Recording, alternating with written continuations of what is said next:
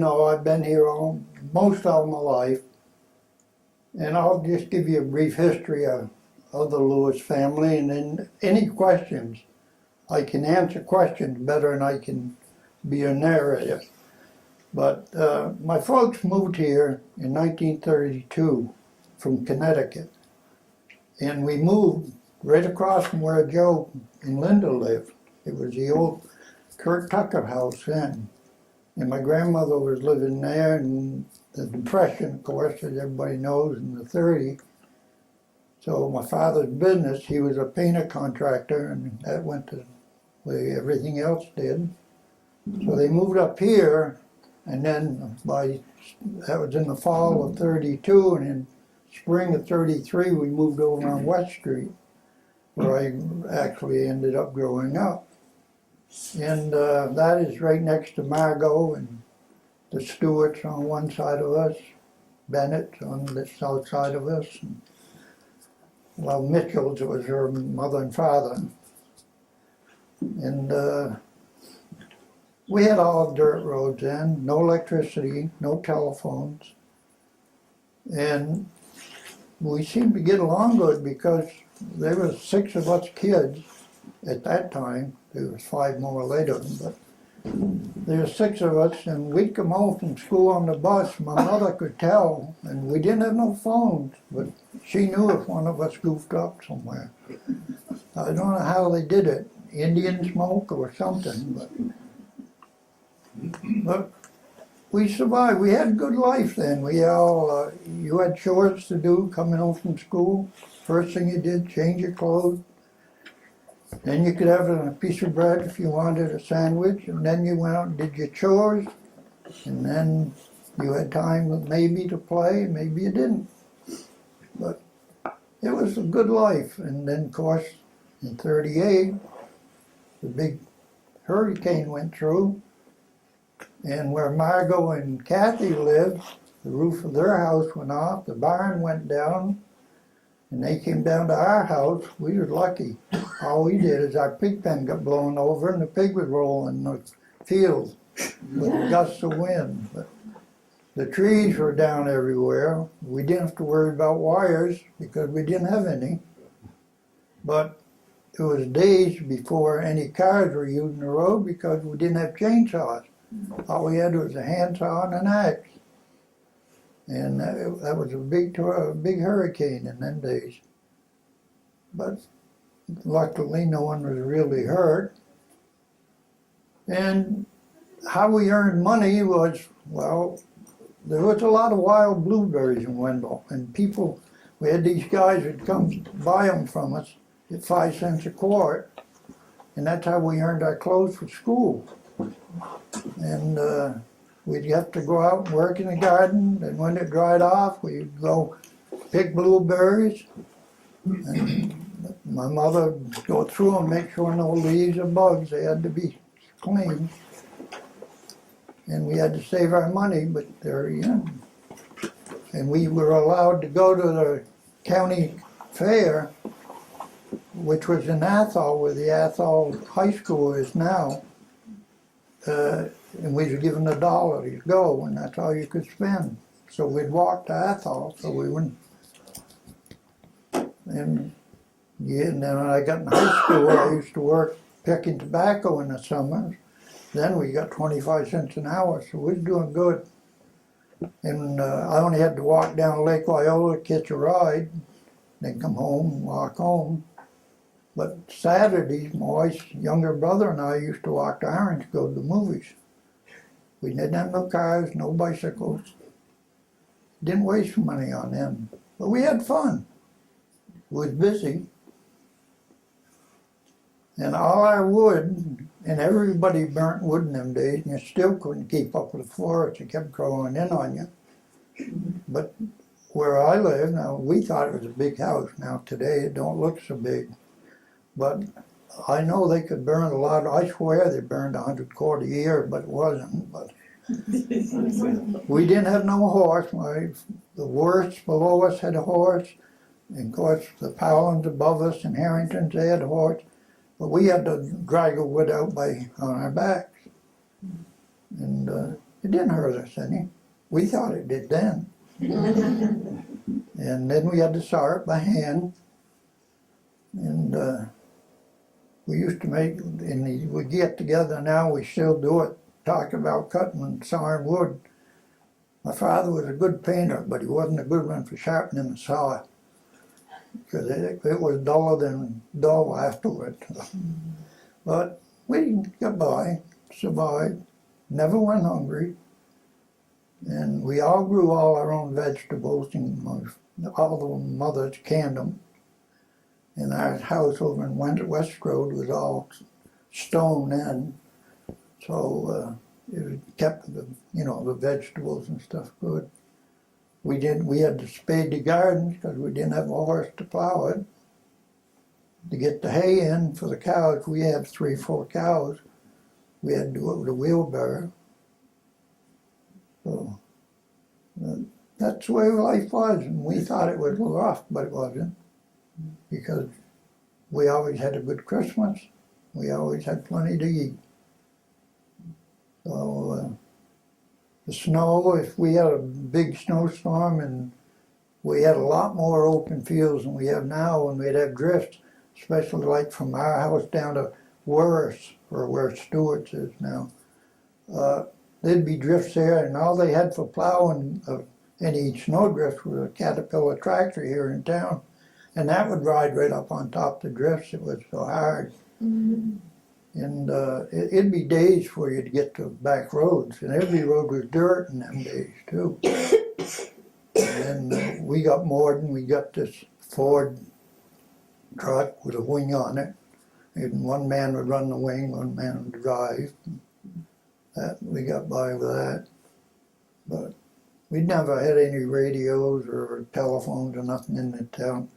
In the highway department until when we built this one in the 80s. So the road crew got out, and they would just work. I mean, I know I was a road boss for a few years, and when I went to work, my wife never knew when I was going to get home unless I went by and stopped. And the road crew always, even when I wasn't road boss, they always had an understanding. And other homes did it too. You go by, you see a light on, stop, there'd be coffee and something to eat.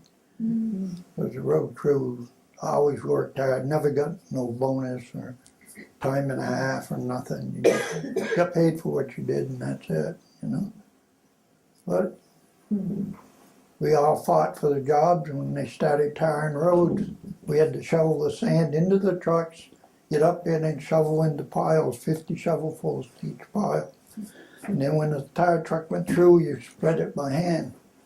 And there again, it was good pay then. Oh, we got our 25 cents an hour, so was lucky to get it. We liked it. So I don't know. Wendell was always, never had any industry in my time. They did down Mom and Hollow, down in Farley Park, where they had a bronzine and a paper mill. We did have power plants on the Millers River, half in Wendell and half in Orange, half in Irvine. But they all went out with a 38 flood. So, but we used to sell electricity to Greenfield, Montague, and we made money. Wendell was a rich town. But most of the time that I was in school, in high school, we had on the average of 5 sawmills going in town all the time. But the sawmills weren't as fast as they are now, and they had to set them up, and then they'd move because they only had horses to bring them logs out. Not like they have now tractors that can bring a truckload out at a time, So you'd have sawmills going all the time. Down back at the Mitchells, there was always a sawmill going. Fish down the alley, Fish back of me, always had a sawmill. Glenn Ellis always used to have one up here. And Bob Lou, he moved one in down back at the store. He'd move his around. But in the slabs, you could always get slabs. If you didn't want to cut wood, you could go get slabs.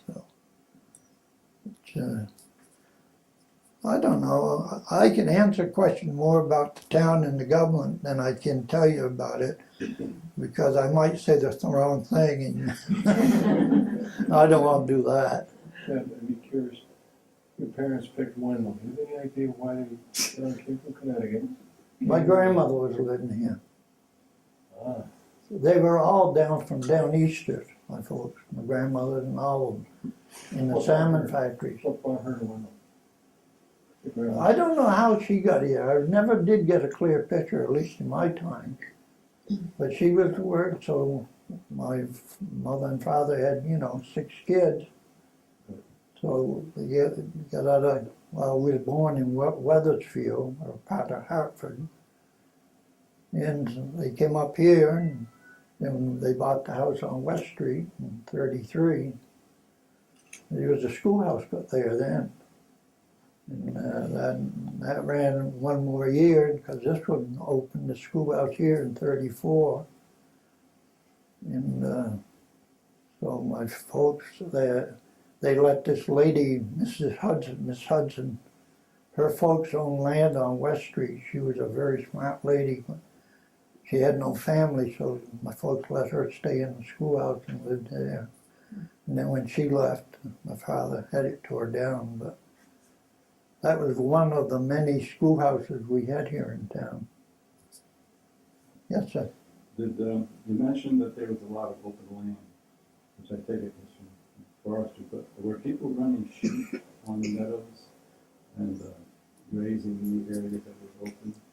No, mostly in this town was just cows, and everybody farm had, well, as I say, on the average 2 to 3 cows. And most of them had horses, but we didn't. Mrs. Hodgins down there by Bowen's Pond used to raise goats. But the sheep, no, I don't remember the sheep up around here. I have one more question. You're talking about the sawmills all around. Were they powered by the streams? Rivers? No, diesel engine. Diesel engines? Yeah. With little belts driven. Yeah. Well, they were some by water, but not that I can remember. Yeah. Was this pond a pond that was used for a mill of some kind at the time? He had a mill. I can show you on my land with waterways where there was a mill long before we ever got here. You know, a big fire went down through west part of Wendell here and took in where I grew up in big houses was on. What year was that? I don't know what year that really was. I know this Miss Hudson, her parents owned a lot of land in Wendell, and they were living here. In fact, they built the house that we live in now. My folks owned there for a while. What's the They say the trains, but I wasn't here, so I don't know. It was before my time. One thing that we know about the house that we lived in, which was part of the town, Fort Town, but then became the town of hotel, that had burned before 1915, and the house was rebuilt, and on the cellar. The cellar was raised up off of the stone foundation, and the man who did that carved 1915 into the concrete and his name. So we know that's when that our house was built. So I guess that everything that happened was prior to 1915. When did electricity come 1945. Wow. Parts of you saying it was the 50s, right? Well, in parts of it was even later than that here. Governor Tobin told my father if he got elected governor, he would bring power to Wendell. And it came from Amherst then. It came right up West Street. West Street was the main line then. And wherever they could, and that's why only on West Street, mostly, you'll see it's on private land, some of the poles and stuff. And that's because they do anything to get the power up through. And anybody wanted it, they could sign up, but afterward it cost you money. And that's how we got it. Yeah. Do you know anything about the CCC camp? Oh, yes. Not, well, I'll tell you probably before the night's over, but anyway, I made a fool of myself one night. Yeah, we used to go down there. Mr. Harrington lives where Everett Ricketts. He used to run a piggery up there. And he'd go down with his horse-drawn cart and get the garbage, and feed the pigs and stuff. Well, of course, us kids like to go anywhere where they could ride on a horse buggy and so. Me, I volunteered one day and I went down with Mr. Harrington. We got a load of garbage. Well, when he got back, I didn't know it. They dumped it, and then there was always oranges and stuff thrown away, so they'd save them. Well, I picked it, and in the wintertime, I froze my hands right up. So I went home crying, and Mrs. Powell, who lived where you do, stopped me, and she took me in the house, put my hands in cold water, and here I thought, what are you doing this for? My hands were froze from picking garbage, but that was what you did, and then I went home. I learned the hard way, don't do that. But yeah, we used to, the CCC camps are down there, they worked on all the roads. Yeah, we used to go down there quite a lot. Anything you know, can remember about the schoolhouses around town? Which ones ran, how long, and when? Well, the ones that was Who taught running, that? the one on West Street until 34, and then this opened up and they closed it. The one at top of by the town office, the one over on Jennison Road, well, it used to be there where I think Heidi lived now. He was up there on, huh? Yeah. Yeah, there used to be a schoolhouse there. Raymond Richardson lived there for many years after the school closed. But of course, the one in Mom and Holler stayed open the latest, Lucille Lewis, who was no relation, but she lived up here where Jonathan lived. She was married to Don Lewis. She taught down there till the 50s, and then they closed it up. And the state tore that down, burned it up. And then there was another one, over on New Salem Road by Helga Hides. It's the old Noyce farm and stuff. And there was one over there. And Christine Hurd was telling me there was one on the end of Stone Road right by her house. Now that I don't remember, but I won't say the roads or wasn't, I don't remember. When did you finish with Me, I started right here in 35.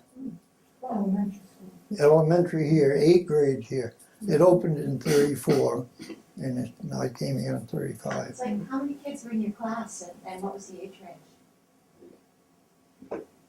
Well, there was 4 grades in each room. In the small, what we call the small room was on the west side of town, and we were on where the sun shines. There was on the average 25 to 30 kids in a room. But see, there again, Mom and Hollow was still running, so we didn't have any of them kids up here, and the Diamonds, who has a big family, were going to the Catholic school in Turners. So all we had was Wendell Depot, Wendell Center, and around West Street, Jennison Road. And they weren't nowhere near the houses that you got now.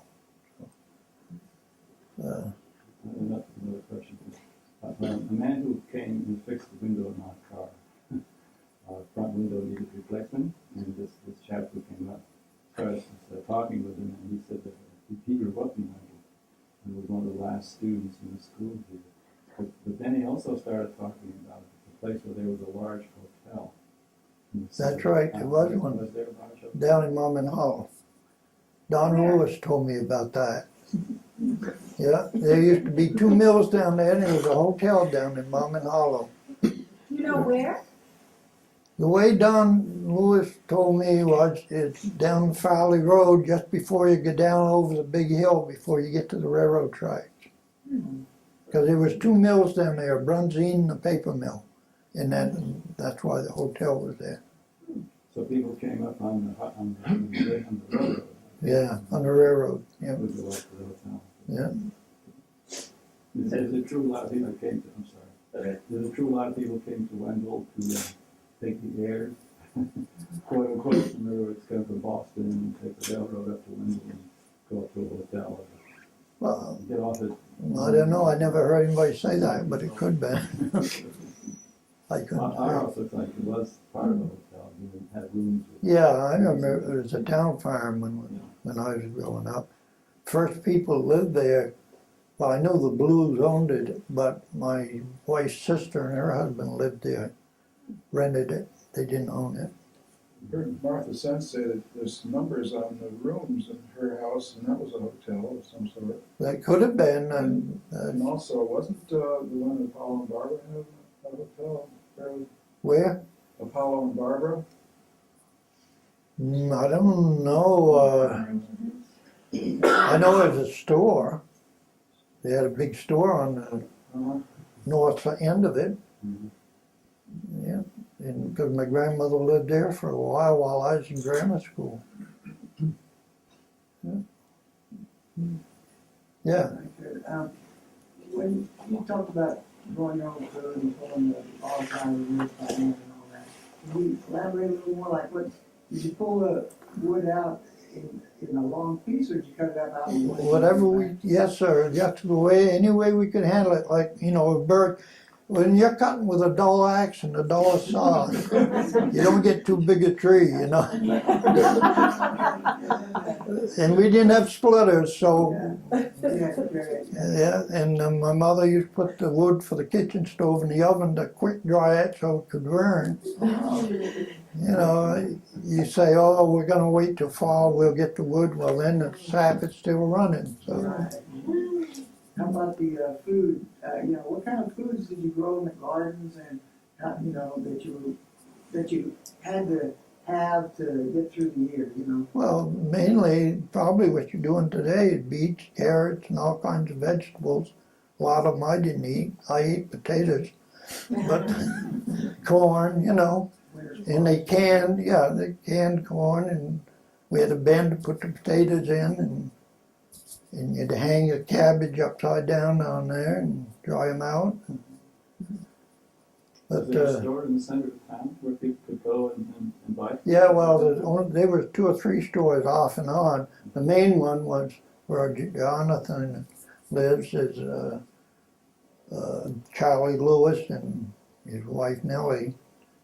And they were very nice people, and they had a small grocery and a gas station.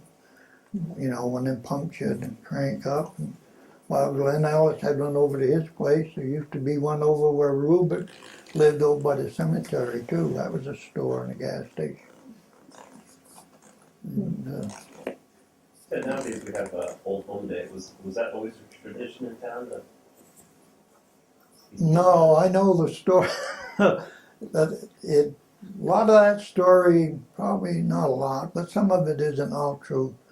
But it is true that the select board refused an individual a right to vote because he had land in Wendell. He claimed Wendell as a residence, but he owned property in Miller's Falls. And he lived in Miller's Falls. And in them days, it didn't have the rules that we got today. And if you didn't vote right, you didn't sit on the right side of the hall, I think that was true too. Election day, that was, to us kids, was a fun day because you'd go up and see who was watching who, how they voted. But after election, it was all forgotten until next year, and then we'd start all over again, You're still with the neighbors, and it's one thing I can say in the 80 years, almost 80 years I've been in town.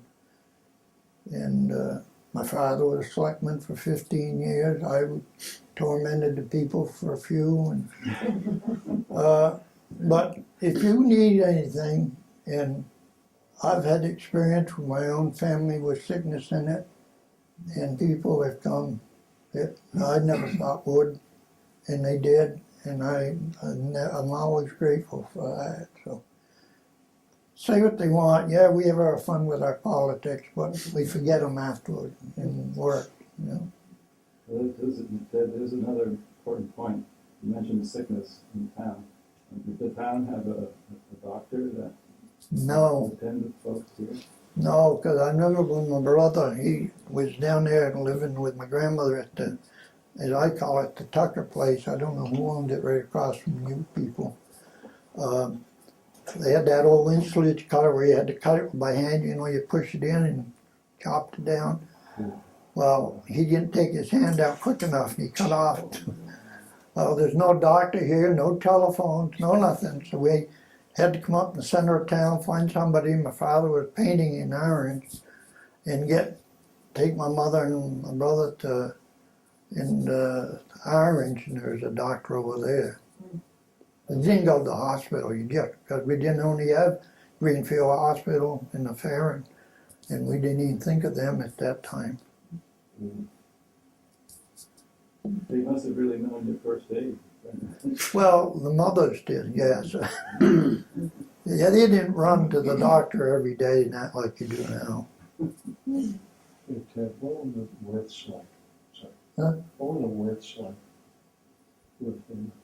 The Worth family? There were a lot of them. There were a lot of them, there were about 9 of Ray them. Worth.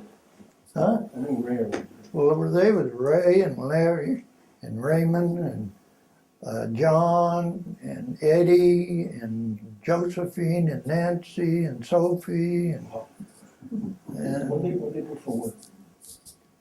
well, legally what? Okay. No, you know, around here there was you know, most people worked on the highway 2 or 3 days a year to pay for their taxes. Other than that, they worked in the sawmills or on their own farms. What was Ray's father like? Did you know him at all? Oh, yes. And I'm thankful. My father wasn't like that. Yeah. Was he kind of a rough one? That's a polite way of putting it, yes. Okay, sort of rough. Sort of rough. He was from the old country. He believed with his ways, you know. That was, you worked. What was the mother like? She was a very nice lady. Hard-working, good cook. Where did this family live? We're Stewart, right before you get to Bennett, going down West Street.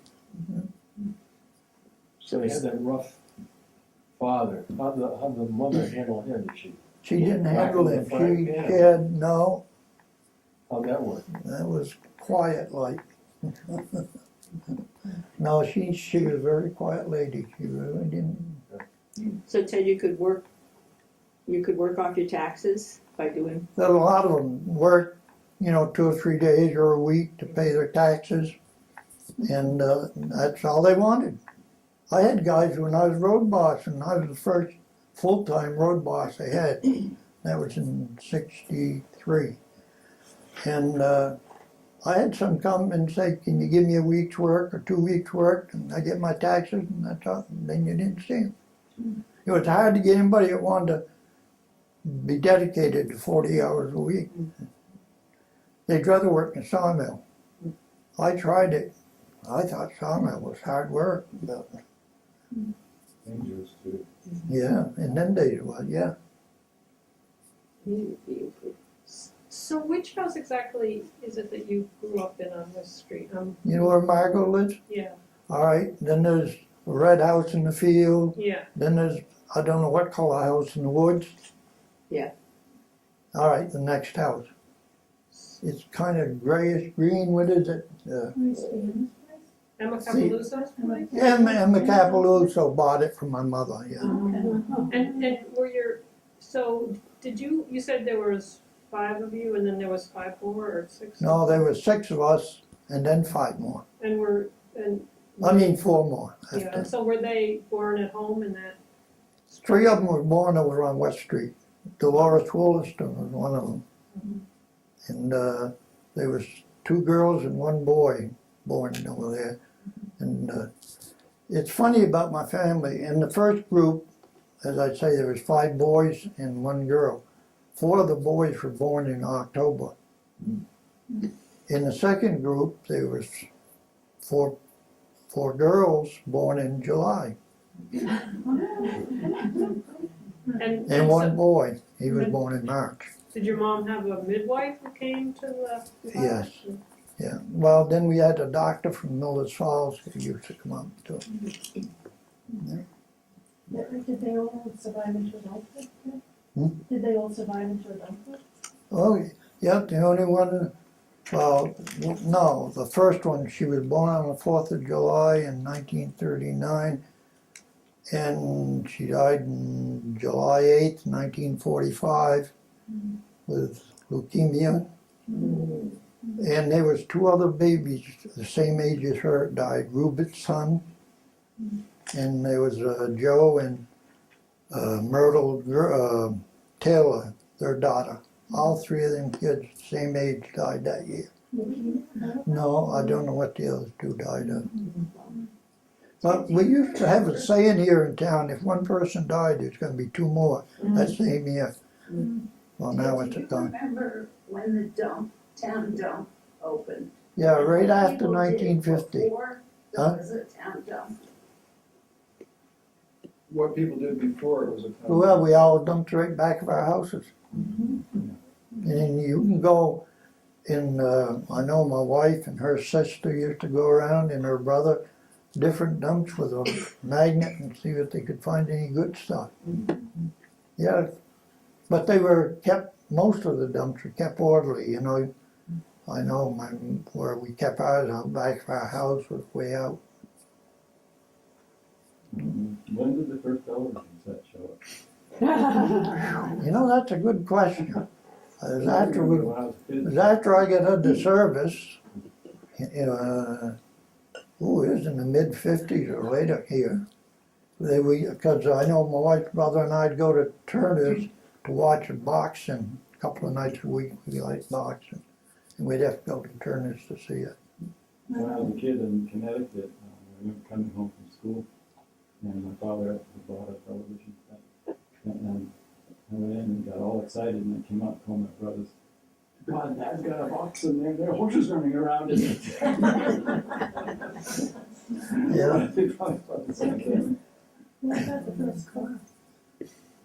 Well, the first car, I know my folks always had a car. The first one was a Franklin. And on West Street, there was only 3 cars. Mr. Harrington, my father, and sometimes Mr. Powell would have one, but in the wintertime he put it up and wouldn't run it till next spring. Because of the mud, the snow, you couldn't get out. And so, What kind of wagons did you use when you were moving around? Horse-drawn wagons? well, it would be wagons that they'd put hay on or you know, haul wood on or stuff And they like that. were able to go through these muddy roads? Oh, sure, the horses could, yeah. Did people still use sleighs? Really? I never see any sleighs up here, only on fun sometimes, but none of us really. That's one thing I'll tell you about when we were kids. Of course, we had to sand roads by hand. You went in, shovel the sand in the truck, then they get up to the hill and they just shovel it out. Well, we'd go up in like we call Town Farm Hill where you live, and Weatherby Hill. We'd come up and we'd sweep the roads after they sand them, because we knew they wouldn't be back. They only sand them once. So you could Then we'd, use them for so we sled. could slide in it. And they didn't put no salt in it, because they didn't even hear of that, you know. So, and then the school bus had fun the next day. So we had 2 school buses, well, 3 if you count Maud Merchant's van. But Ray Clark, who lived right down here where Ed Hines lived, and my father each had a school bus. My father did West Street and down South Town, come up. Ray Clark would go to Wendell Depot and back. Maud Merchant would come up to Monmouth Hollow. And then Ray Clark would go to Orange. Any kid that's going to Orange High School, which they called business then, went with Ray Clark. Anybody going to agriculture or home ec, went with my father's over New Salem. Where And was the Orange High School? the Orange High School now, of course, is where Mahar is, but the old one is right there by the post office. But I know when my father would be going up the hill, the other on the dump there, and we'd get the momentum, kids would get the momentum of the bus, get him stuck, and just so we didn't get to school. Oh, we caught the devil for it. It was fun. That was our fun. Where did you go to high school? New Salem Academy. I graduated from New Salem. And did other towns go there too? Yeah, we had people from Petersham, New Salem, Orange, Warwick, Irvin, That's right. Tewksbury, Leverett. Yeah, That was a long trip, wasn't Was it a yeah, private school? it's longer when you're walking it. it? Because I never was good at playing sport. I liked sport, but I was never good at playing. So I'd be scorekeeper and care of the equipment, for the girls' basketball and the men's basketball, or the boys. But we didn't have no special buses to run. You only caught the bus once in the morning and going and coming home in the afternoon. So if you stayed over after school, if you didn't have a ride, you walked. And more than once, I walked from New Salem. Was that a private school or a public school? No, that was a public school. Yeah. What can you tell us about the Dexter House down in the depot? Well, what do you want to hear? All of it. You know something, to be honest with you, I was never in it in my life. I remember they had the big barn there. Yeah, that was the move over, but the original Dexter house was in the house downstairs. And they had what they call Lazy Susan. It would go upstairs and get the food and bring it down. So But it was only a small bar, restaurant bar. rooms for rent if you. Well, I didn't know they rented too much, but they had sleepers there, yeah. Okay. You would get off the train A lot at of the people depot did, and you yeah. could. Walk across, yeah. You could But stay there were other big houses right there too, There were. Yeah, but they're all gone now. There was one right in the V of the road where you go to West Orange. Yeah. There was one there, and there was one right across from the post office down And what, like residents or? there. Yeah, Rooming great houses? big house. No, people did take in boarders. Like your teachers up here all lived in somebody's house. Wasn't there a dance hall in the depot once, long ago? Yeah, but that's when they went to the barn. That's when the last Dexter house was. Yeah. They had dancing there, among other things, yeah. Was that in your time? Oh, yeah, yeah. I don't know why I didn't go in there, it's just, I never freaking, patronized barrooms too much. I'm not against them, I just never did. Just like cigarettes, I don't smoke. When the 38 hurricane came through, Wendell Depot, what percentage of the buildings do you think disappeared? Well, the power plants all went down through the river, right from Orange down through. All the dams went, not the power plants per se. The houses themselves, I can't honestly say how much of the houses went, no. All the dams, we had 5 dams that went. 5 dams between Wendell Depot and. Between Orange and Miller's Falls. Okay. But see, Wendell takes along so much, and half is in, like Irvin, or half was in Orange. So Hey, Ted, did you take that train? Was that like when there was a station in Wendell Depot, was that a passenger train to go places with that one? Once in a while you could catch them if they stopped, but mainly it was just to drop off and pick up mail down there. Yeah. and with those dams, you said Wendell was rich because made electricity? Yeah, But they Wendell made, itself didn't have power.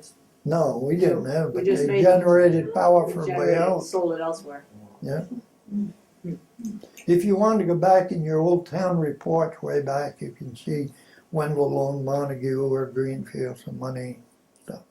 That was before my time. We haven't been that rich since I've been here.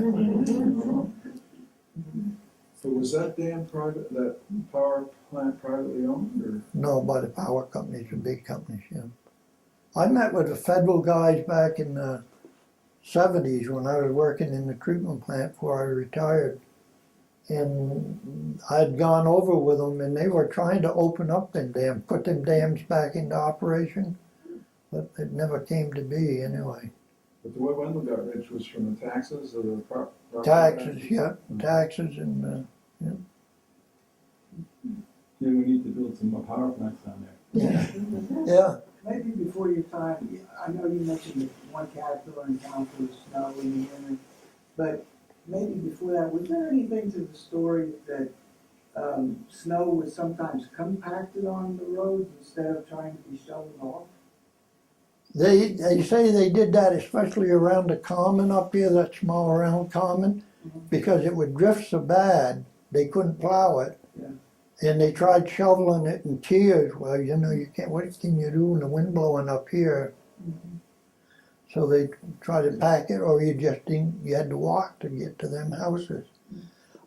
I know there's a number of dirt roads that we call, you know, where they use trees, Dan, you know, for building a road. Huh? Corduroy? Corduroy Road, yeah, thank you. And there's a number like West Street's got a lot of it, you know. They just cut the trees, small saplings, lay them down, drive over them, keep doing it. There's a lot of our dirt roads that way. Bit rough, wasn't it? Yeah, they were, especially if they come up when the newer cars came along. Do you know how they compacted them? Did they use a big log and pull it with horses or what? I never see it done, so I can't honestly say. I heard stories, but I don't know.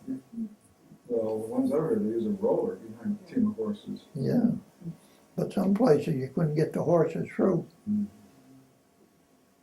So, I know there's places where we couldn't get the bulldozer through when we were plowing with a Caterpillar tractor. We'd go out in somebody's field and go around until it melted, you know.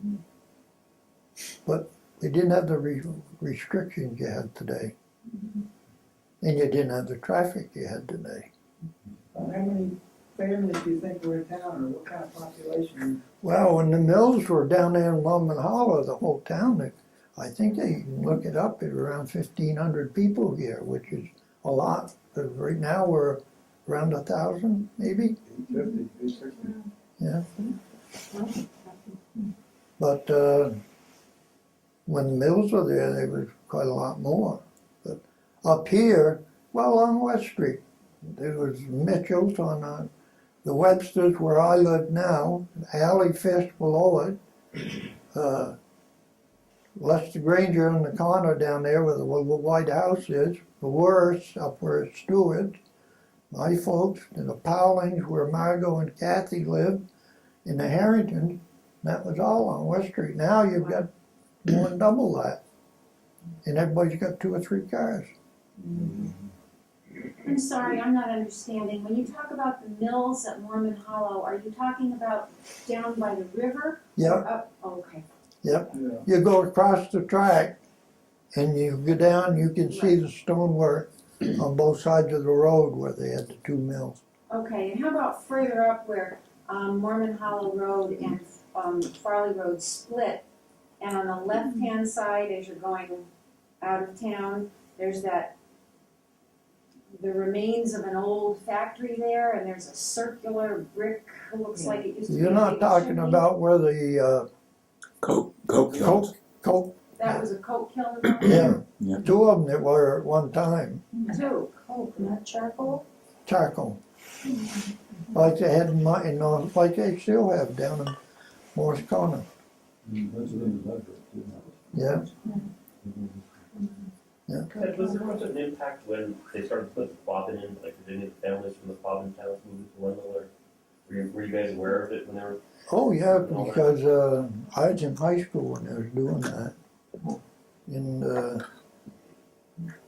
of course you hear all the stories what they're making, you know, of course they'd pay you, you had to live on the job over there, and when they would move the cemetery, of course they had to dig them all by hand and move the cemeteries. But the people that worked there had to stay over there. They couldn't come home, see, on account of diseases and stuff. But we, as high school kids, said, "Oh, well, we'll go do it," but they wouldn't let us. You know. Yeah. What do you But mean- as far what do as you being mean because of impacted, disease? no, I can't say we were. What do you mean when you say because of disease they had to live on the? No, they lived on the job over there because you're digging up a cemetery. They didn't have the vaults like we do now. They didn't have the safety hazards, So they were worried about germs from the germs and cemetery. stuff. Oh yeah, that was a big project for the times. That, we have an interesting situation on our land. Perhaps you know the answer to that. All around inside our property are holes, big holes, where obviously a machine or something was in there digging sand out of those holes. Oh yeah, Quite a few of them.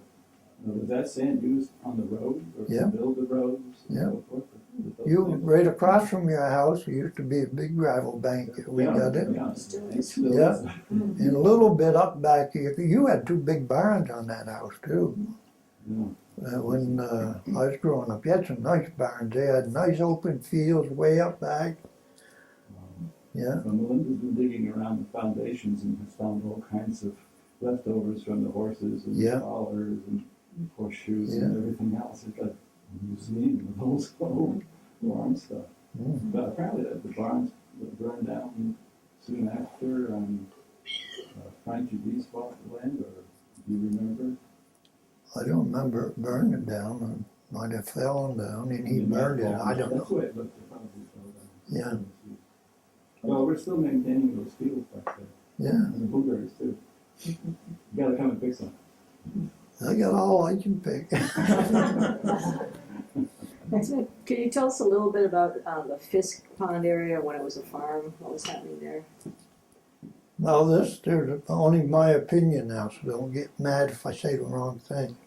Because Fisk Pond has always been, even when I was growing up, because I used to go down and help Mr. Fisk hay, you know.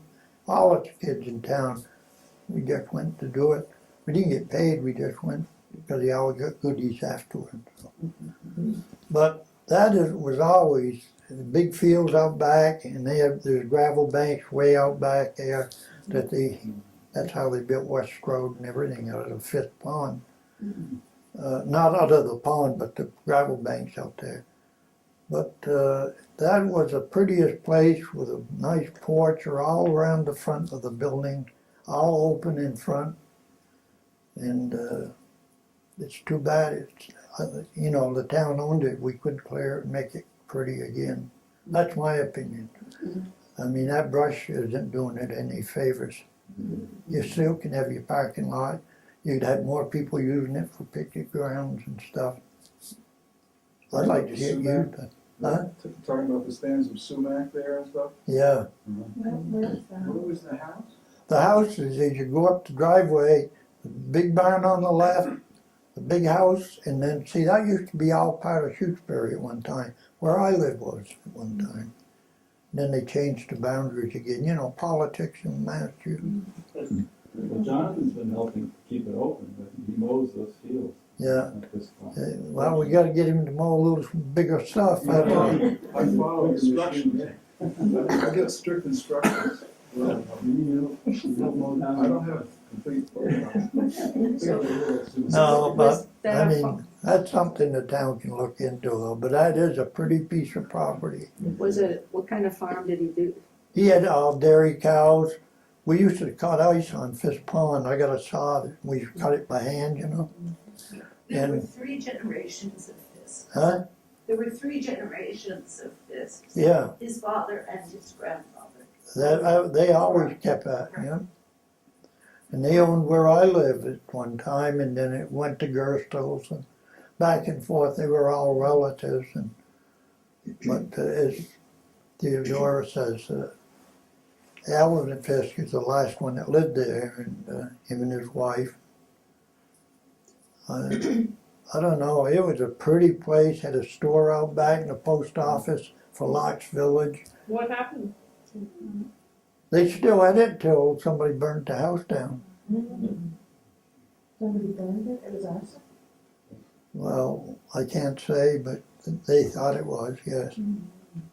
So it was it, I know you said there were dairy cows, so it was primarily. The barn was on the left, there was a big barn and a shop, and they had horses and cows. And, Some of us were trying to talk about bringing back more agriculture to the town, and we're trying to find out like what was able to grow here really well. So you say he hay. grew everything, yeah. Hay grew well. Yeah, hay grew well, but right now hay you need, so. Yeah. But no, he grew about everything. He had some good gardens down there, and his fields out back, because they were always using organic manure on them all the time. Ted, all the dairy farming that was done here, was the milk sent out of town at all? or- Yep, they had milk trucks come in. Mhm. What milk my folks sold, we delivered by hand, like down where Mary McBride lives was a family, Mr. and Mrs. Nails. I used to walk down there, up where, I don't know who owns the house right next to Kinney Wing, but that's the old Richardson place as I know it. Not what, he used to be our tax collector years and years ago. And I used to walk up there with milk, we'd, deliver like that. But when you got 6 or 8 and 10 kids, you need a lot of milk. So. And That lake across from Fisk, was that constructed? And the one across from Fisk, yeah, that's McAvoy's Pond. Yeah, was there a beach and everything there? Well, he made a beach, yeah, when he had his gas station and stuff there. But didn't materialize. And He made the pond though. yeah, he made the pond in the 50s, yeah.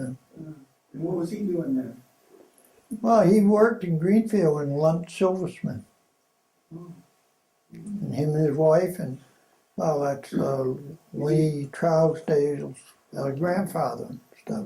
Oh, and did they use the dam for millworks there? No, Oh. he built the dam himself, and he just had a bulldozer, and he got stuck more than he did anything else. I can tell you, because I've been down there to pull him out, and but he just kept at it. He'd go push him muck up, and I'd say, Herb, it's going to keep coming down. No. Well, it did, muck's going to slide back downhill, so. May I ask, what was the dam that this pond built for? Was it for power? Because there still remains a sawmill. It Yeah. still remains underneath the dam. And, someone told me, maybe a man that came to fix my car, that they used to drain the water out of the pond when it was frozen, so that they could cut the ice. Yeah. Without having to worry about it falling into the water. That's right. Is that true? Hmm. We used to pick cranberries down there too, along that pond. Yeah, there were a lot of them there. Yeah. Wow. And right above where my line joint goes across the north end of the pond, there's another outlet of stonework where they had a mill up in there. Sawmill? Huh? Sawmill? Yes, Were there ever any grain mills in Wendell? I don't know of any. Do you know of people growing grain in town? No. There's a big stone dam works on the Swift River off of Cooleyville, down where I am, near Jennison. Yeah, Right almost to Jennison, there's a really big stone work in there. Do you know about that mill? Jack Ellis said when he was young they had a sawmill down in there or something. you mean down by the Four Corners on Jennison and Cooleyville? Yeah. Yeah, it was right there, right in the woods up from Jennison a little bit. Yeah, Yeah, there was some big stone, it must be 6, 8 feet tall, stonework. oh yeah, I don't know what was in there. No. When you go past Sharon and Cruz, there's a extensive, really still nice stone walls and everything from the old Bullard farm, I guess it was? Yeah, Was that still in existence when you were a kid, the Bullard family farm? no, not, That was. I didn't know him anyway. Don't forget, wasn't permitted to ramble all over town like they do now. So we'd get up in the center of town on Old Home Day, and I was going to school or come up to the library on Saturday, And that's one thing, we always look forward, come up and get his engraved book, so. But, yeah, So everybody didn't know what everybody else was doing. that is true, People were keeping it themselves. you know, yeah. You said if you got in trouble at school, you might have got it at home. Well, I know it. What happened to you during the Depression? No. You don't want to talk about it. What, the Depression? Yeah. I really don't know that much about it. I was born in '29, Yeah. so, It had gone by already. yeah. Of course. Maybe I caused it, I don't know. I just wondered if a lot of people had left at that period of time. Yeah.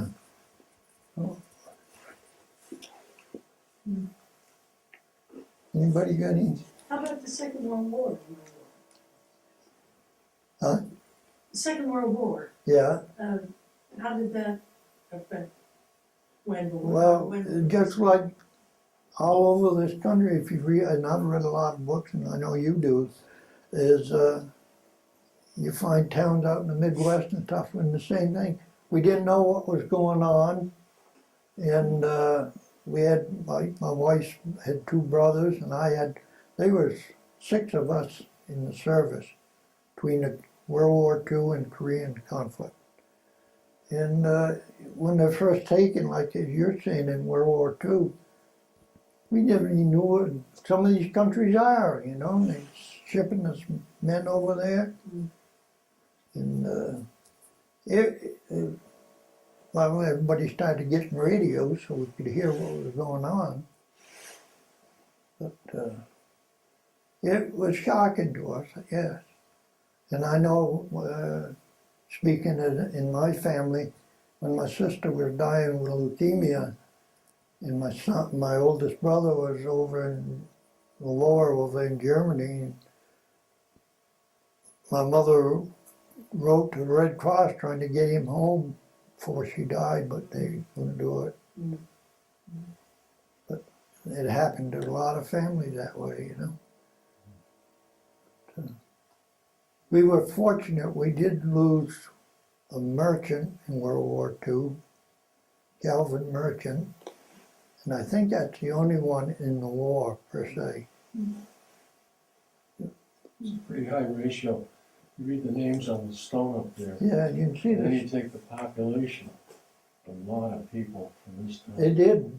We were ripe for the picking, because we had a lot of young boys, you know. Oh, What'd you do in the war? Me? Well, during the war, I was in high school, and then I went in the service. I graduated in June of '47, and I went in the service in September of '47. I was in the urban paint mill when I went in. I said, "Got to be better than this," so I went, joined the Navy. I enjoyed the service until I got married, then the Korean War broke out and they shanghaied me overseas, and I didn't think so much then. But we're fortunate, all 6 of us that went in came home. So Ted, you're a landlocked person here in this little town and you joined the Navy? The world. What made you choose the Navy? No, I'll tell you, my father was in the Navy, in the submarines. And so that's how we grew up, is hearing how about the Navy, you know. So then my oldest brother tried, he was colorblind, they wouldn't take him, so he went in the Air Force, Army Air Force, they didn't have the Air Force. My sister tried joining the Waves and they wouldn't take her because she, I don't know, she was colorblind or something. So she went in the WACs. Then my next brother went in the Navy, and Ralph Penny Delory's father went in the Navy. He was in the submarine. I was on a destroyer. And then my younger brother went in the Army. So, how do those handle those destroyers? Huh? They pitch around? You mentioned this, did you say destroyer? I was on a destroyer. Yeah. Do they handle pretty well or what? Well, I never got seasick. I shouldn't I've heard some brag. people who are in the Navy describe the destroyer as very bouncy, They are, they were, not like because, battleships. He said, because they were used for rescue and fast maneuverability. That's true. Oh, they lead. I did, you know, when I was on iceberg, we was up around Iceland, hit the side of it and didn't cave it in, but bent the side of the ship where I was in the post office. I run the post office in the Navy. I've heard they were rough riding. I liked it. I really did. Yeah. I'd get up on the bridge. It was fun. What a tough guy. Oh, So, so you look for a better job. And I always was looking for better work, so I joined the Navy. I'm just speaking, but I heard other guys say the same thing. They didn't like the work they're doing, so they joined the service. do that today. You can do it. You can learn a trade in the service today. How long were you on the destroyer? I was only on 2 years during the Korean War. I was supposed to get out in 1950 in September, and in June of 1950, we got married in April of 1950. I was supposed to get out in September, but in June, Uncle Harry said we're all going to stay another year, and so we did. Were you on the ship when it fired guns? Oh, sure, I run the 40 millimeter. My first lesson, the captain used some plain English on what I was doing wrong. He talked plain. You didn't have to think twice what he said. Because I wasn't used to it. I was running a 40 millimeter. I was on the bridge. Well, there's no recoil because the gun was down on the next deck. It's all, automatic. And I could see the tracers going out, and I was looking to see whose gun was fired. So the captain came up and said some choice words about learning how to shoot a gun. Did you have decoys, targets that were? Oh yeah, we had drones out there. We used to have radio drones out there, yeah. You shot a few down, I hope. I used to go up in the fighter planes, and just to take them up there for the ships to shoot at. I liked that. That was fun. They didn't shoot at you though. Then if the ship didn't hit it, we'd shoot them down. So I didn't fly. I just rode with the pilots. Well, that was pretty exciting. I liked it. As I say, I had a good 4 years, other than if I wasn't married.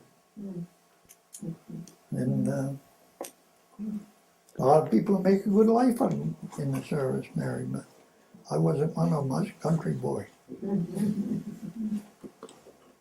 Did you get, when you were in the service, did you get to stop at some of the many countries that were?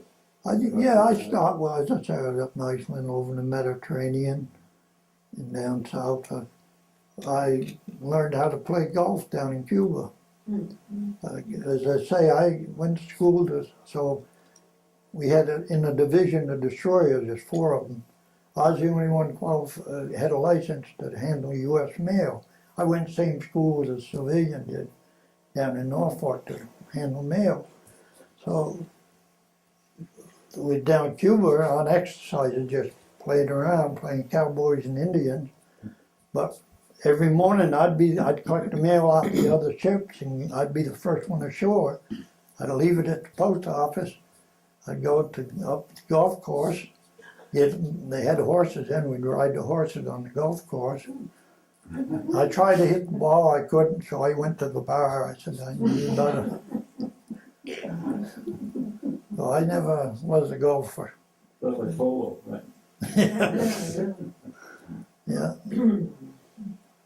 Tim, before radios, did very many people subscribe to newspapers, or was one of them more like kind of isolated from the outside world? Well, I guess I know my folks, my father would get the paper. Of course, he'd stop at the store up here and buy it. And then I'd take it around to either Richardson's or somebody else that we knew didn't get it, Was it a Greenfield paper, Afro paper? No, it was a Boston paper. Oh. Greenfield and them weren't around in them days. There was a paper in Orange though. Yeah, that was the Enterprising Journal once a week, yeah. Right on North Main Street. Were you involved with MacArthur's landings in Korea, that kind of stuff? No, no. I was always out to sea. I was safe. Was Wendell Home Day always a big celebration? Far back as I can remember. I mean, the story about the selectmen getting out and that was started. It might have been, but it always was. And the kids would have games up there. The women would cook. We'd have a fabulous feast and lasted all day. And it was always a good time up there. They were keeping the tradition going. Unfortunately. Yeah. Were there ever any local clubs, like, there used to be a Wendell Grange? Yeah, the Wendell Grange, and like a lot of Granges, there's a very few of them active now. But Wendell Grange was the thing that kept the town going too. Because, you know, yeah, we was in politics or we didn't agree, but you go to the Grange, you forgot everything. They always had good feeds. Wendell was always one of the best feeders of other Granges around. Did they have their own building? No, they used the town hall over there. If you notice, there used to be a lot of stuff over there belonged to the Wendell Grange. And How many churches were in town? well, only active church that I know of is the one that's over here. And my father, when he had the school bus, he'd drive around and pick up people and bring them up with a school bus. So. Was it always a congregational church? Or Yes, as far as I can they remember. were in charge of almost everything. Yeah. I was kind of wondering about that day, about, I wonder when the Baptist church stopped being a functioning church. I don't know. But that was always one of the prettiest churches because everybody was working on it. You know, volunteers were always working, painting it inside and out. The women would make drapes and clean it.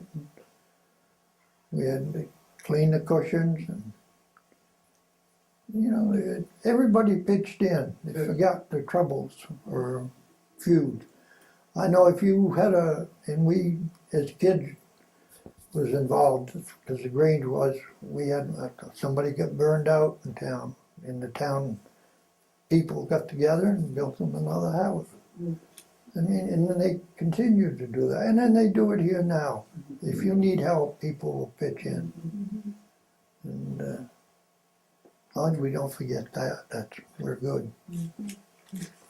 Ted, what do you know about how the town hall got brought up from Morse Village area? All I know is with a bunch of mules, and they had it on rollers, and it was hard because it was a dirt road when they brought it up. And I know they had a lot of trouble, and that's about all I can tell Do you know you. what year that was? No, I don't. I've heard different stories, and I really wouldn't dare say. Just You know where the cellar hole is, don't you, down there? No, where the Baptist church was or what? Yeah, No. down there by Donnie Ellis's house, right across from that, where it goes, like going down in Dad Chase, Yeah. right in there. Right in the corner? Yeah, Just back in the woods a little bit, so there's a foundation and there's still a bit of a well that you can find. A little bit of what? A well Oh, from my dad's property. But it was mules, not oxen? Hmm?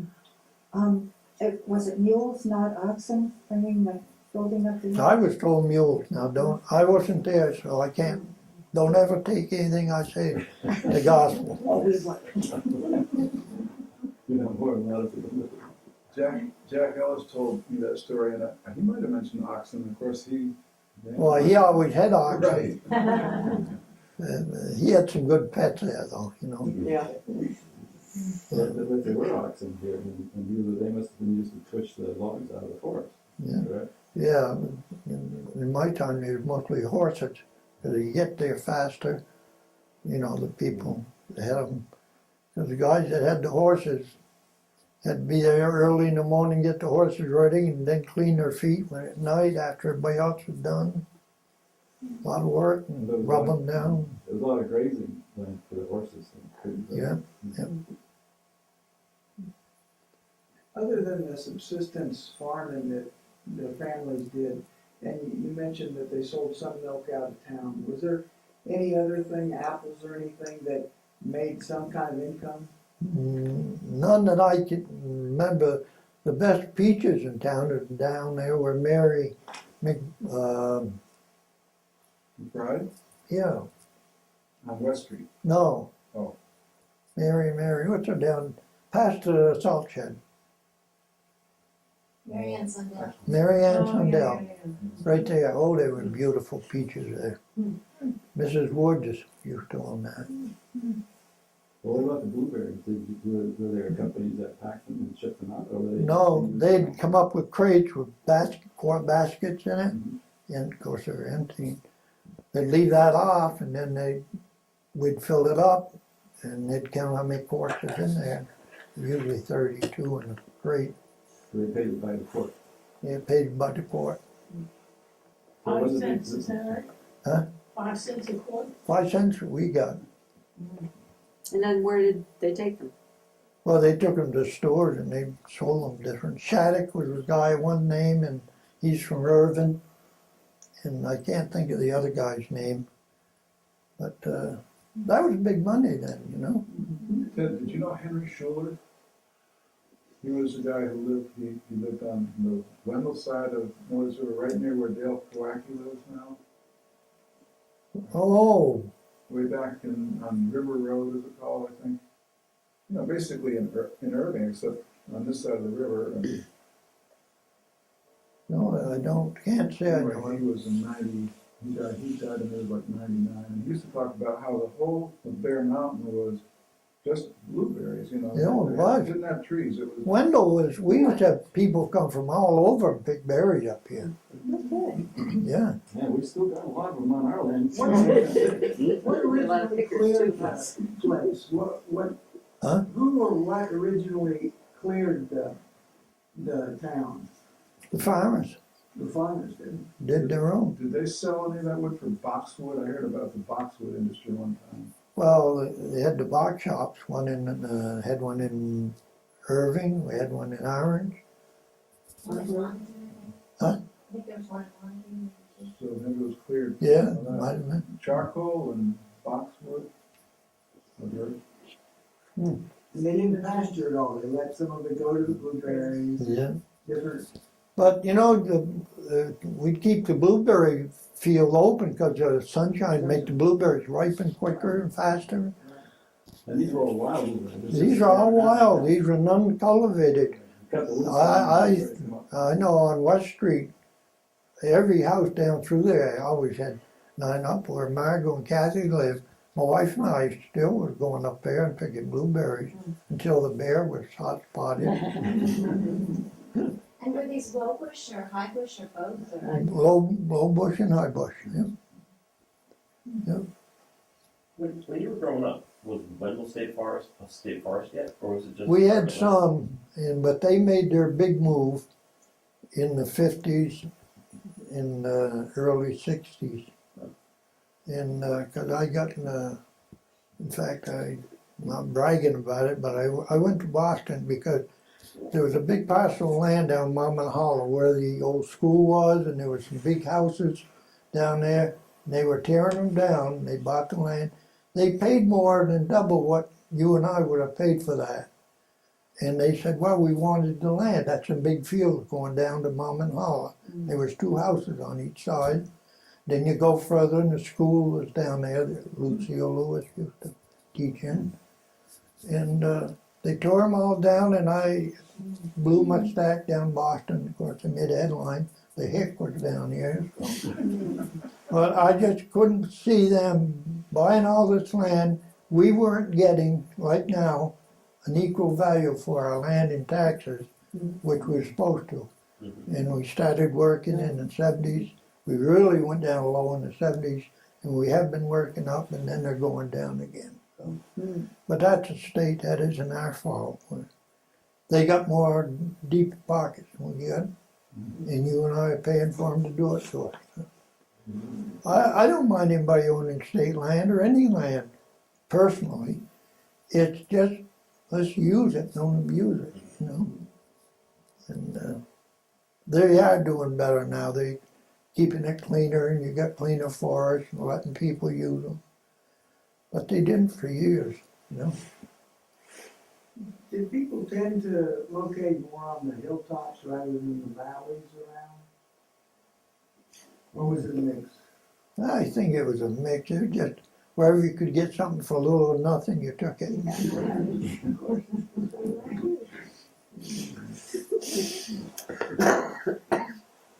Do you know at what point they closed off Morse Village Road so no longer connected as a proper road to New Sound? When that became the wildlife sanctuary? Where's this? At the end of Morse Village Road?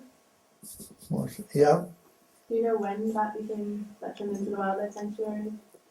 It used to go through all the way over there. yeah, that was all, because that was all open road till, well, along the other road boss in the 60s, so it had to be right after that they closed it. And what about houses on there? Were there still houses up to that point, or had they been gone for a while? There was no houses, there's some sawmills that were used out there. Like the smallpox cemetery after? There's a sand pit. Yeah.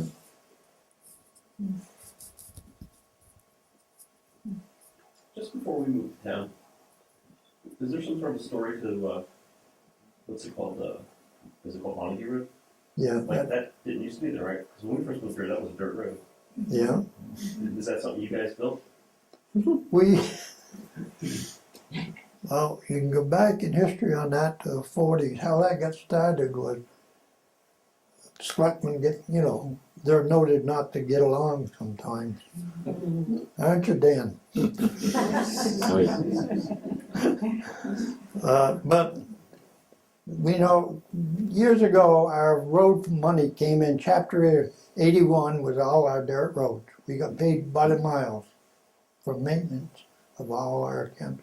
Chapter 90 construction, Chapter 90 maintenance was a quarter came from the town, a quarter came from the county, 50% come from the state. So say we spending $10,000 for Chapter 90 construction, 2,500 would come from the town, 25 from the county. Well, we got our money for our Chapter 90, and they said, we're going to put down Miller's Falls Road. Well, Miller's Falls Road used to be up here, what we call Montague Road now. Well, they changed it over because they got in a fight where the money was going to go. One selectman wanted here, another one wanted there. And they just settled it that way, and that's how. But that over far as Everett Ricketts was all built with town-owned money, their own money. From Ricketts to the town line is county road, because that was built with Chapter 90 money. Now, where the Montague Road crosses Mormon Hollow Brook, because Mormon Hollow Brook goes from one side, our land to the other side. Was there a bridge there before the culvert and the road was built, or how did that work? Was it always built up and paved, or was there? It looked to me like there might have been a small bridge that went across. And that was a bridge to my knowledge. No, that was a bridge. Not to my knowledge, no. I'd like to suggest, just so that we don't keep anybody, that we end this now, and if people want to talk to Ted individually after, you're welcome to, I'm sure, and there are things to eat and drink over there. Is that okay with everybody?